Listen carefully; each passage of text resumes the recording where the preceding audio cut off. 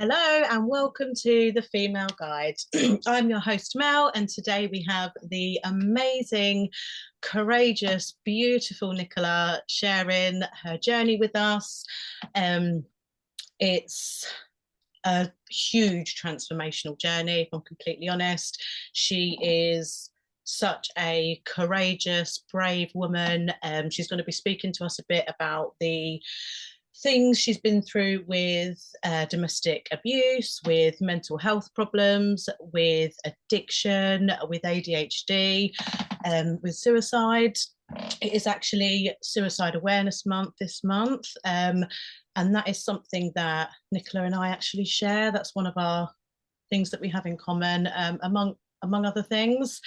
And I feel like I just resonate with your story so much because it just sounds so similar to my own. There's so many elements of it that are really similar to my own journey.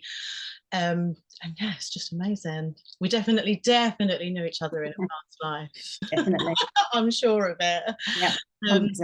Okay, so welcome, Nicola. How are you? I'm really good, thank you. Yeah, thank you for having me on. Oh, you're so welcome. You're so welcome. So tell us a little bit about you, what you're about, where you're from. Yeah, just a little bit about how you've got to where you are today. Reading this question because I never know what to say. It's like the Cilla Black thing of like, It's like yeah. Tell us where you are, what are you from? Yeah, sort of like, So I'm Nicola, I'm 42, but I will probably try and tell most people that I'm 37, try and get away with that. Not really. So the reasons like we're chatting is because obviously, like you say, we've got loads in common. I'm on my holistic spiritual journey. And where I'm at the moment is I've been in such a good place and sort of working on myself quite a lot over the last year, but I'm in a place now where I'm ready to really take my life back, the reins back from everything really. And sort of the more we talk, you'll know sort of what I mean. And if I'm honest, I just want to, I suppose, I hope I can just help even one person to sort of know, it's going to be bad. What you're going to hear, and I don't believe in comparing our stories in mine's worse. That's not something that we do. No. But I do think that I think it will help people, and that's what I'm here for. Yeah, definitely. So when you talk about your journey with spirituality and holistic practices and things like that, tell us a little bit more about what that means to you. Like what is it that when did you first discover it? Was there anything that you had tried previously that perhaps wasn't working, or had you maybe tried to seek help from additional services? And how did you come to go down that path? Well, lots really. I mean, I've always been someone that's sort of like, if I've like when I had postnatal depression, for me, I was like, oh God, I'm not well. Went to the doctors, happy with the tablets, no problem. I know it's a very different scenario, but I'm just trying to say in the medical terms, I was quite always happy to have, whatever I needed to get better. Leaving sort of domestic abuse and the aftermath of that, well, as you are more than aware, it's something that I've always said should come with like a book. Like I've always said it should come with like an Emma's diary type thing, well, this is actually what can happen and things. And you're in such a dark place. And when you leave, you sort of think, oh, it's going to get better, sort of maybe not immediately, but you just believe, oh, okay. And I think it's that element of the real sort of like story in real life hitting you where you're like, okay. So it's not automatically just, why am I not feeling better? I don't understand. And so I sort of carried on. And I think as well, when you're leaving, there's so many different scenarios that we can all go through. But for me, there was still so much more stress, and there was still fight or flight. And, I was still being abused, even to this day in a variant way. And I think you literally, I just describe it as you're standing like on this crossroads, totally alone. And you're like, what do I do? What am I supposed to do? And I think I found myself in a cycle of just functioning, just the fight or flight, literally. It was just function enough. And at the time, like, I was still drinking. Obviously, like, I always say that, like, it wasn't like a pouring vodka on my cornflakes type sort of drinking. And I'm not ever gonna sit here and sit in judgment and think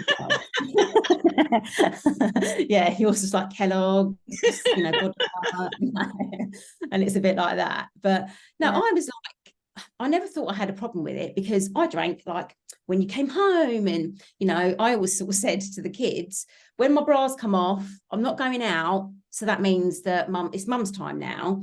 And I fell into quite the mummy wine culture anyway, sort of like, oh, well, I've done my day, so okay. And it's fine if, like, you're somebody that can maybe just have one, and I suppose when I sort of got to the point where things were just really, really bad last year, like this literally about a year ago, I was very suicidal, literally to the point where at the time, sort of like, my partner and my daughter didn't know if they'd come home and they was going to find me alive.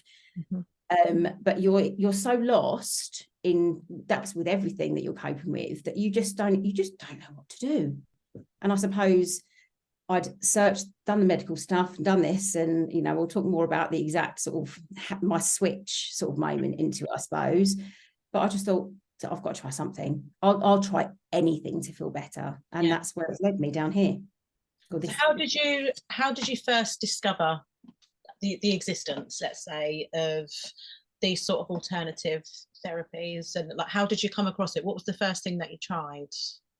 To be honest, it was a sober friend, and she kept on saying about angel numbers, and we'd talk all the time, so we'd voice note. Well, that's what you do nowadays, voice note. Oh, and I've seen this angel number and that angel number, and la la la la la, and we'd just like be constantly back and forth. And I thought, angel numbers, like, really? And to be honest, I was so dismissive. I was like, okay. But then I started being like, oh, okay. And then she'd like start doing tarot with me. So like, she lives like at the other end of the country to me, so it was very much the online, not like we are. But literally, she'd be introducing me to doing like tarot and angel numbers and awakenings and this, and I was hearing all these words that, to be honest, I hadn't really heard. So again, to be honest, it was going on my social media, what's this about, and then finding, and then obviously you just generally sort of go down a path where, oh, I like that and I like that, and I just started opening myself up to this stuff, thinking, wow, that looks wicked. Like, I love that. And people have always described me anyway as quite a hippie, like peace and love, and I want everyone to be happy. And I thought, I don't know, I think the fear of being maybe mocked stopped me from doing it. So when I sort of started really going into it, it was really, I suppose, her that, with all the angel numbers and stuff, that started it. And then I literally just dived sort of like head first into it, and just going it probably that way. It is the fear, isn't it, as well? And especially with all things considered, like woo-woo, let's call it, until people actually see the results. We've seen firsthand how fucking amazing these results can be. And now I'm like, I don't care, call me a witch. What else the spell? Or the crazy cat lady. Like, oh, that's the crazy cat lady. I mean, I don't even like cats, but like, that's sort of like, I think in society there's always like the crazy one, the crazy woman that ends up with like either all the cats or in the neighborhood. And I suppose it was always that idea of maybe being mocked, that I was a bit like, oh God, I can't do that. But that, to be honest, that fear and those voices and those sort of like judgments weren't mine. Really wanted to get into it, and it's taken sort of the work that I've had to do on myself to start learning who I am. And actually, I am the crazy cat lady, and I do want to do that. I love it all. Witches. Yeah, exactly. The weirdos, mister. Yep. Oh, wicked. So where would you say was your life always in quite a bit of turmoil, or was there something that triggered it off? Was there a certain thing in your life that maybe took a bit of a bad turn and it had sort of a snowball effect and things started to spiral? Can you remember sort of where it started? Where I sort of felt it was a bit, oh my God, this is my life sort of thing. Yeah, I mean, because we talk about things like, particularly things like, which I know you struggled with as well, like addiction. Yeah. No one wakes up in the morning an alcoholic. Nope. He wakes up in the morning and thinks, do you know what? I'm gonna drink. Let me see how many lives I can fucking ruin today. Let me see how ill I can make myself. That's just not the way of it. That's not how it happens. Right. There's always something that happens in people's lives to trigger it. And again, with mental health as well. Like, we're not born depressed. We're not born having anxiety attacks when we're little. You know, there's something, a life event or something that happens that triggers it. Like for me personally, and I'm sure this, you know, resonates with a lot of other women as well. Mine was, and that's why I advocate so much for it now, was with domestic abuse. Yeah. And I thought my first abusive relationship was when I was about 18, 19. I had a really, really toxic boyfriend, but it actually wasn't. Like doing a lot of inner child work on myself and a lot of shadow work and inner child healing. My first toxic relationship was actually with my biological dad. And, you know, it began when I was like knee high. So yeah, that, you know, led me down a path of getting myself into these very masculine, toxic relationships and just allowing myself to be treated like a piece of shit because I was never made to feel worthy, never made to feel loved. Behaviors, what you were used to. You know, it was that in turn that then affected my mental health really badly, and my mental health became so bad there was no help available on the NHS. You know, the waiting lists are like 18 months. You know, what do I do for that fucking 18 months? Yeah, exactly. I'll just be normal. I'll just be all right. So there was nothing. And then that's when I started to drink, and that drinking, as shit as it is, it does help. It does help, moment, doesn't it? And it just become my crutch, and turned into an addiction. But that's sort of how my life spiraled completely out of control. So do you remember like a turning point for you, like just like where it all began, really? Yeah, to be honest, well, I was diagnosed with ADHD last year, an actual full-on sort of diagnosis, and it was only probably about 6 months before that somebody had suggested it to me. I was around quite a few people that were neurodivergent. It didn't even occur to me, to be honest. I never put myself, because of the imposter syndrome, in that. And I look back at sort of like growing up, and I have to say that I always say that my childhood was quite happy, but I never got like the validations and the love and the acceptance for who I was and things. And that just comes, again, our parents have learned behaviors and things like that. I'm not going to sit here and blame them, but it is because of the way that I was brought up. And with the ADHD as well, just not understanding how my brain was working. I mean, why couldn't I do life? Why couldn't I function? Why was I forgetting everything? Like, oh my God, why did I always talk like I was on drugs all the time when I actually wasn't on those occasions? So then I sought refuge in drinking. For me, it was that as well, that freedom of, well, if everyone's drinking, then it's going to mask exactly sort of really who I am. So then I was doing that. Then obviously that led to sort of like drugs and stuff like that and growing up. And again, the toxic sort of like relationships and things, not all of mine were, but the most abusive one, which is what we'll be talking about in sort of my account and stuff. It was probably the realization in that, because I kept excusing the behaviors because of, I suppose, a combination of my ADHD, the upbringing where it was a case of put up, shut up, you know, it's your fault. And you just, because a lot of mental health issues and the toxicity of whether it's toxic parents or people or whatever you're surrounding yourself with as well. I think I don't know about you, but the drinking cycle was a perpetuating self-hatred type cycle. So it literally was. You feel almost like it's so hard to explain to somebody who hasn't gone through it, but it's like The Amazing Escape. Yep. Like, you don't feel ugly when you look in the mirror when you're drunk. No. You don't sit there and cry because your life's so shit, because you're full of false confidence when you're drunk. You've got the balls to say things back to people that you wouldn't necessarily say. And it's a mask. It's a mask to disguise how you feel and who you are. Because I'm not even, as much as I like a laugh and a joke, and I'm like, I love, you know, just to be happy, but I was never somebody that was like bolshy and all that. That's not who I am. But when I drank, I literally gave zero fucks about sort of like, and don't get me wrong, I was never somebody that was unkind, or, you know, I was probably just the most annoying person in the world. Let's all just watch this and sing. And, you know, it was more about everyone having fun. Let's have fun. Let's have fun. And the only way that I could have fun was to keep drinking. Mm-hmm. And then what got worse was obviously being in the abusive relationship.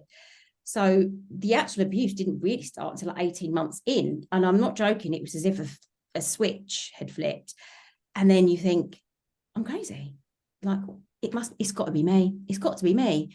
And so we just had a baby, and I'm thinking we just moved, you know, the very typical move her away from everybody, and, you know, isolation. And yeah, and the gaslighting, honestly, I could probably have quite a few yellow pages phone books of the things that were said to me, that, and the people around the person. And when you're sort of in that cycle and you're thinking, I don't know what to do here. So not only are you in this abusive relationship, this undiagnosed ADHD, probably a little bit of postnatal depression with this new baby, moving to a new area, that's when it got really like, wow. And so it was just a combination of everything. I didn't particularly drink more, but I carried on the drinking of an evening. And then with him, like, even if I didn't sort of want to, oh no, just have a drink, just have a drink. And it was that sort of thing, really. And so even though they know what it's doing. Yeah. And obviously it disguises many other things of, you know, what they're doing, because they get away with a lot more because you're of course, because you're always intoxicated. And this is like, oh my God, I'm so glad you brought this up. This is a prime example of how narcissists, sociopaths, just fucking horrible, toxic people in general, you know, I've encountered our fair share of them, use and manipulate somebody who is drinking. They will encourage them to keep doing that, even though they know they can see their life slowly fucking disintegrate. But they know, because the second you speak up about anything, the second you deny anything, because they'll make up lies about you, you know, a lot of the things that were said about me are true, but then I reckon there's more probably that's actually not true that's been said about me. No one believes you because you're an alcoholic. Oh, pissed. She was pissed. She don't fucking remember. No, I didn't say that. She must have dreamt it. She was pissed. Yeah. They use that, and it's such a nasty, horrible. But people believe them. People, because who are they going to believe? This person who's doting on their family and seem to be the caregiver and looking after someone, and then you've got this alcoholic. Yeah, exactly that. Exactly that. And to be honest, that was the biggest thing. So sort of like, I think I've sort of said to you about the actual sort of like time I fled. There'd been a few incidences where the police were called with us, and, you know, like, I don't know about you, but you play it down. You could win an Oscar saying how lovely this person is to these police officers, because you're like, this is going to explode around me do you know what I mean, in my life. And the night that I fled, it was actually the neighbours had called the police. Again, it's too long to go into, but what had happened is I'd fled barefoot with one of my children who had got in between us, and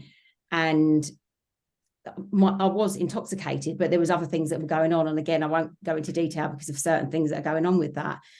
But sort of running out. And I remember, so this was COVID. So this was in May 2020.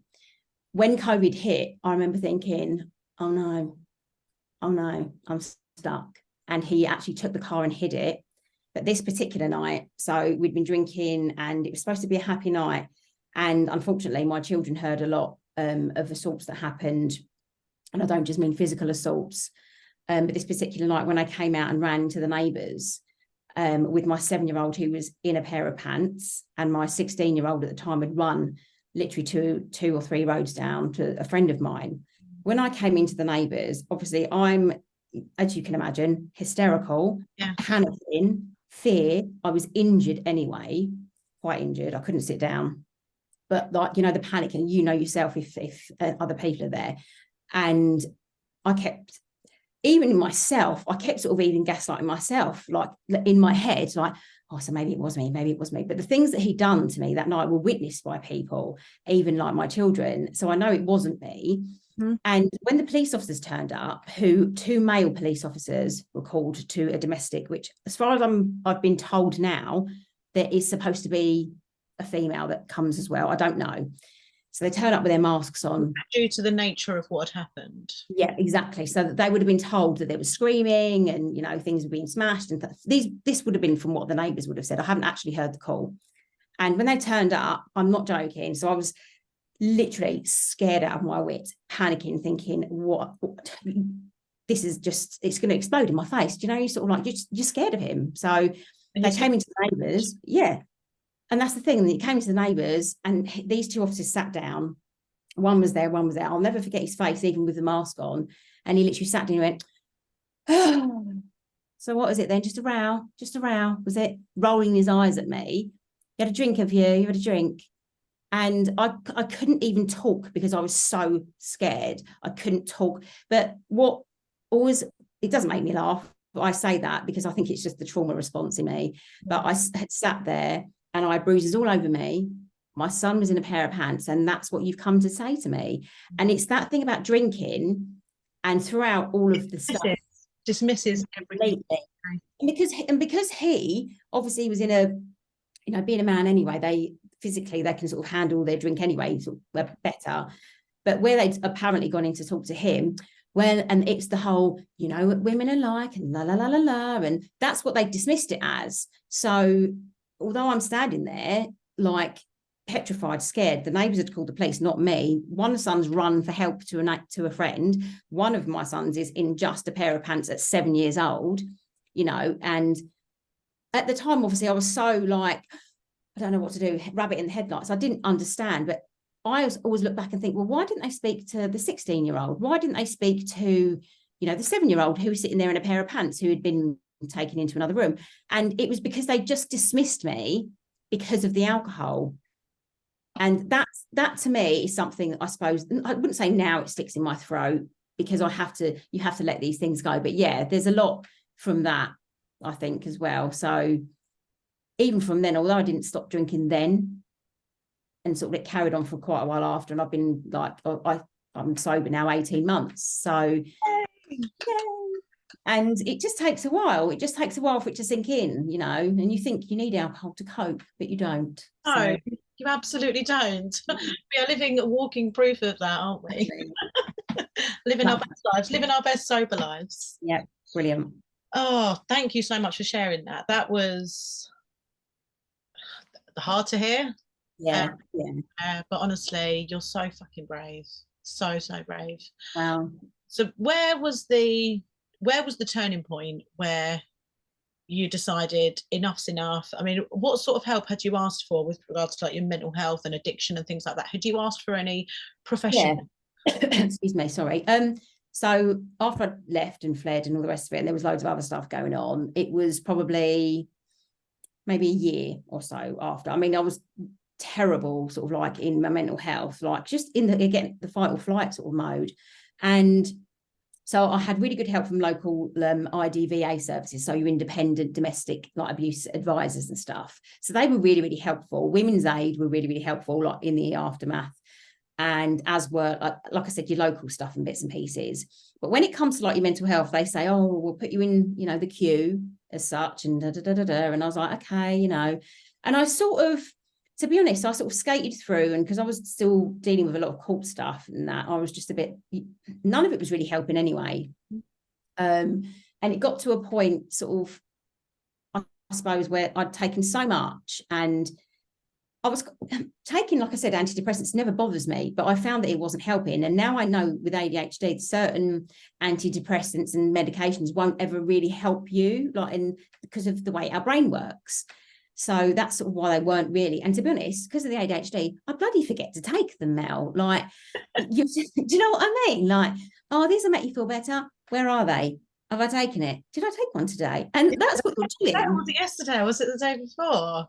And honestly, with ADHD, honestly, I don't have a diagnosis of that, but I get that. And it's that whole thing of like, and I can literally have even my ADHD meds now. I'll do it. I'll have this routine in the morning, pop it, and I put it down, start making my coffee, and I think, have I taken my tablet? And that's like, yeah. And I was like, oh, there's just no point. I'm going to be worse trying to take these medications.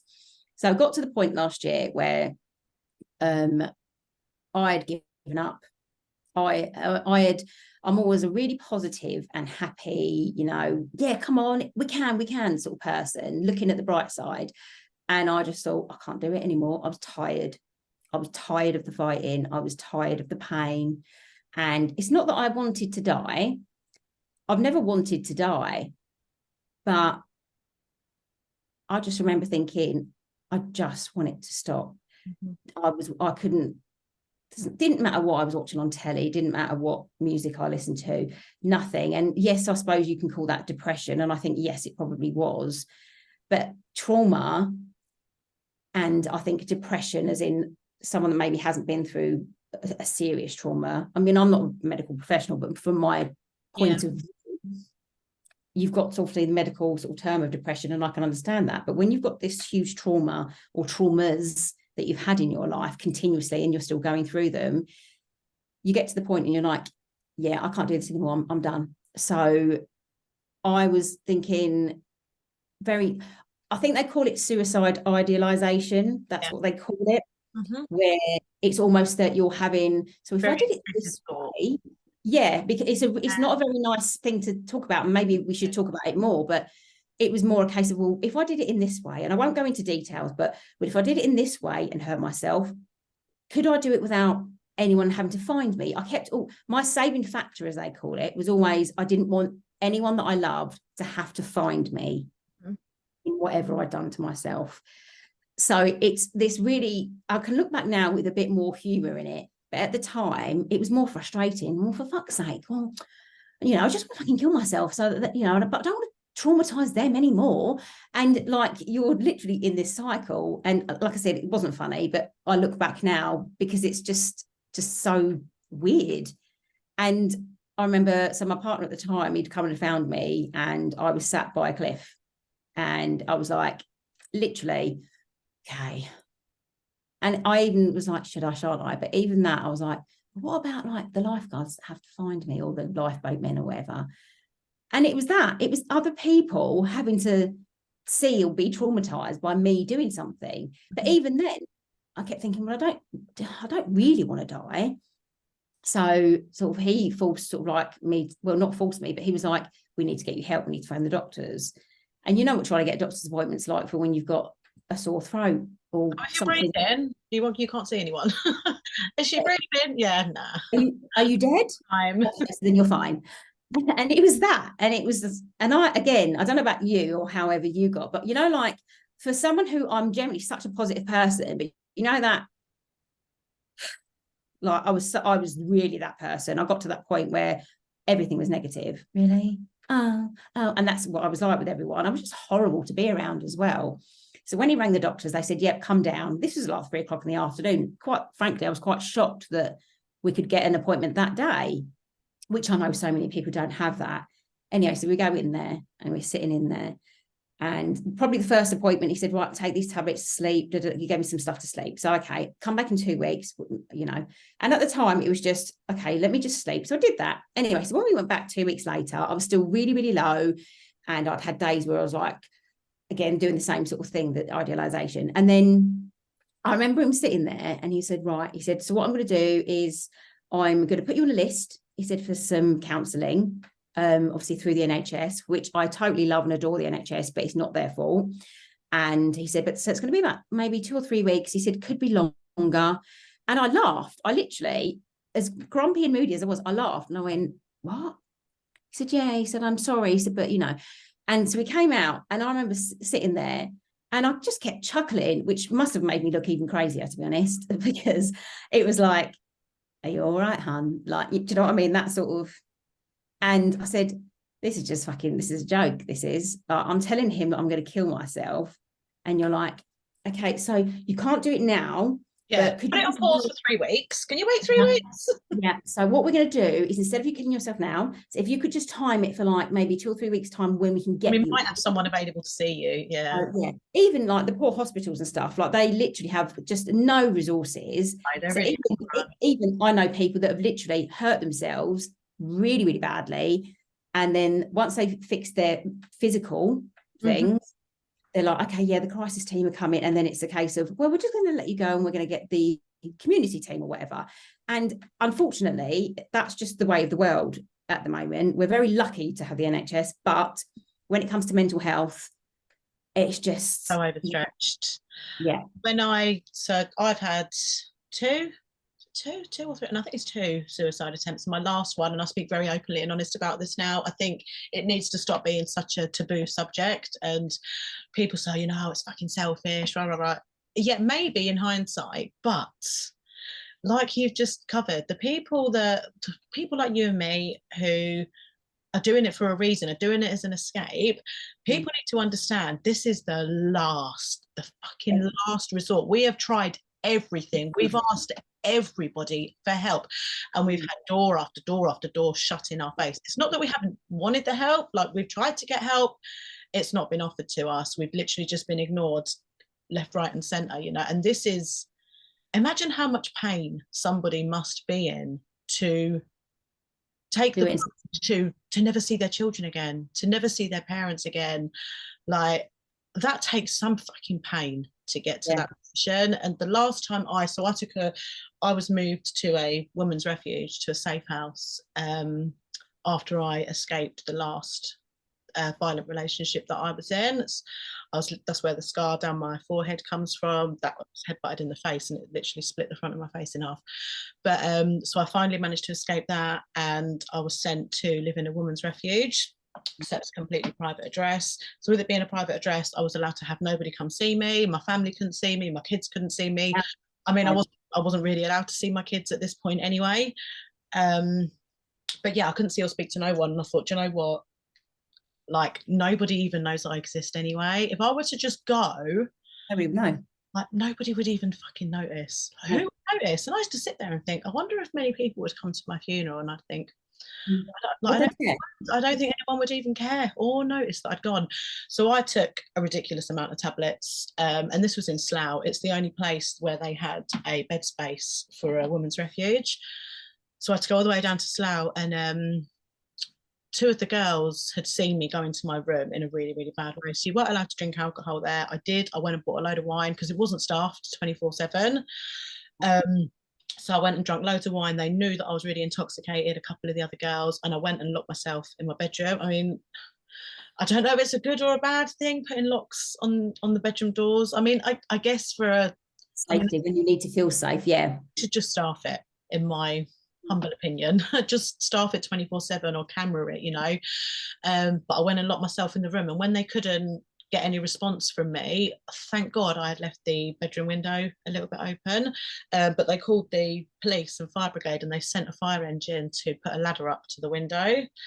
Now all I remember is, I don't really even remember taking these tablets. I just remember, like, literally, like, I've never cried so much in my life. I felt like I could literally drown in my own tears, and all I wanted to do was sleep. That's why I was drinking, because I wasn't allowed to see my children.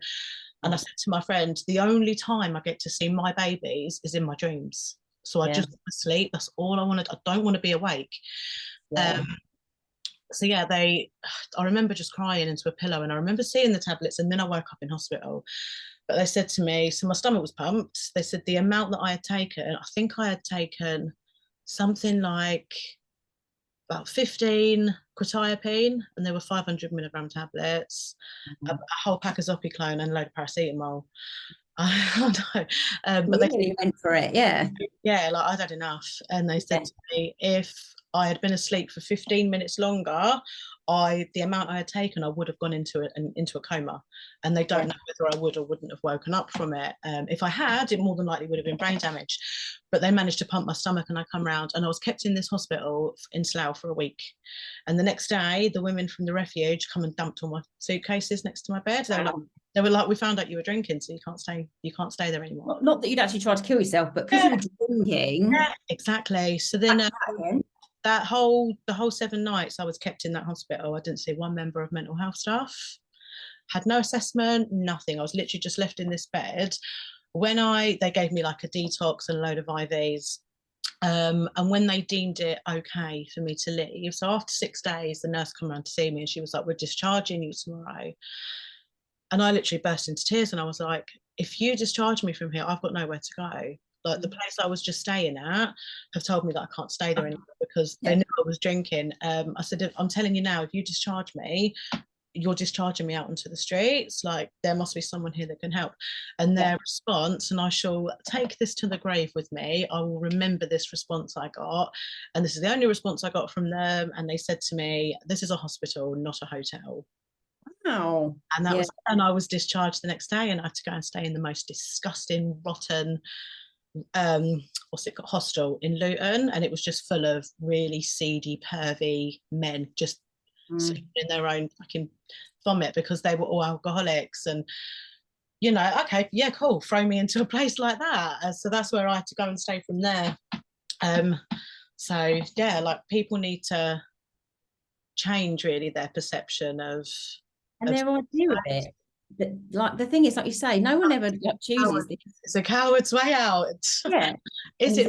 It's not a coward's way out. It's someone's last resort. It's someone who's got nothing and nobody left. Yeah, and that's the thing, isn't it? Like you get to the point where you literally like we're fighters, right? That's the case, but that's what we are. We're survivors, we're fighters, like, and we are very positive, happy people. And that, like, as much as the conversation hasn't just shown that, but that's what we've been through.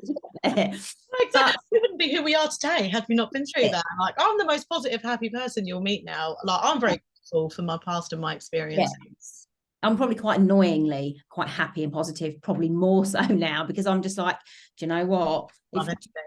Yeah, you think someone goes, oh, this is terrible, and I'm like, no, it's really not. Like, it's fine. Like, you know, honestly, there's so much work. I don't mean, again, I always make sure that I sort of say to people, no one else's pain, trauma, or problems is worse than anyone else's. It's a problem for you, right? One is their own hero of their journey. Everyone's story is different, and everyone's story is as valid as everybody else's, and that's something that you and I both. 100%. 100%. And this is the thing, like when sort of like with that sort of switch with sort of like everything inflict in me, even sort of like when I got to the point where I was suicidal, I was still sober. That's that, when you think of it, that's really like almost like ironic that I wanted to kill myself, but if I did survive, does this come under like that I've come, like, you know, my sobriety? Would that be like, and not that I was going to drink alcohol, I was just going to, you know, either, you know, leaping to my death somewhere, or, you know, I was locked myself in the bathroom a few times, you know, with the sharp objects. So for me, it was a case, and that's how ridiculous sometimes. And I now look back with the humor, because I think, so you wanted to kill yourself, but you didn't want to ruin your sobriety. So that says that, you know, you didn't want to kill yourself. Do you know what I mean? That's the way people that have those suicidal ideations, like they don't want to die, they just want it to end. Like they just want the pain to stop. So when was your sort of so you've been sober 18 months now. How did you get sober? What was the turning point in your life? What was the light bulb moment? What was the switch that went off where you were like, enough's enough, no more? Well, I've got my sober date, so I got that. But more than anything, I tried a couple of times. Even when I was with my abuser, I tried a couple of times. But that sort of like when I was drinking in that, it was obviously for, I just can't deal with what's going on. So when I sort of like came away, and I'm still doing it, and you know, like I say to friends now who drink, and I'm not sitting there, I don't sit there looking at people like friends and stuff who drink, and I'm like, oh, do you know what you're doing? I'm not like the ex-smoker, do you know what I mean? Yeah. Sitting there with like my sparkling water, and you're going to have a headache in the morning. I don't do that. And I just literally got to the point, I'd moved again, and that sort of that self-hatred, right? You know, like you just hate yourself. And it's not even necessarily that you deserve the self-hatred, because you've not actually done anything wrong. You've had a drink, gone to sleep, and got up. That's literally, I wasn't horrible to anyone. And I remember thinking, I don't want to do this anymore. So literally 18 months ago, I was like, right, I'm going to do it. And I was always told through people like, you know, my abuser, and even sort of like people around me, family and stuff before, that they never actually to my face said, oh, you're an alcoholic. They did to each other, you know. Oh, you know, she's the drinker, the black sheep of the family. She's the one that's always like having a party, you know. And I sort of never really believed I could, I suppose. And I thought, oh God, I'm going to have to go to AA, and I'm going to have a detox. I'm going to have to go to bloody rehab. And I literally just stopped. I just stopped. I literally stopped buying it. And I counted the days very, very closely in the beginning. I had like I've still got it at the counter, and I decided, right, okay, so I'm going to do that. And I literally sort of like saturated my social media with sober accounts and positive things about not drinking, because we're led to believe, well, there's a wedding, so you need to get drunk. It's your birthday, you need to get drunk. It's the day ends in Y, you need to get drunk. And so I just thought, okay, so what's all this about then? And I was just like, oh wow. And then you start thinking, oh, I've got to this many days. And so then when you're like, there's some, I'm not saying every forum's great, but I got some quite good ones, and people were celebrating with me for 10 days sober, 100 days. And it, like, you know, like when you start seeing sort of like the days going up, triple figures, and this and a lot of striving for the next milestone. Yeah, because it gives you that, doesn't it? Like on some of the apps, a buzz, like an actual, just a natural buzz, and you're always like even after 1 month, right, what does 2 months feel like? Or what does 10 months feel like? I'm in double figures now. Yeah, and you're always, and something to forward to celebrate. Yeah, like you said, when you immerse yourself into these other communities with people, like-minded people like yourself, the amount of celebration and recognition you get, and it literally, like, it's an instant confidence boost. Yeah, you're just like, wow, like these people don't even know me, and it's like, oh, thanks. They celebrate you more, unfortunately, than people who do know you. Yes. Don't they? That's the one thing I think that I got from it as well, that my circle became smaller. And anyone that I always say this, and I've said this to you before, that just because maybe we don't talk anymore, just because you're not in my circle anymore, you're not my enemy. And that is a quote, I think, from, actually, I think it might be Tupac. I'm not even sure. It might be Tupac, someone.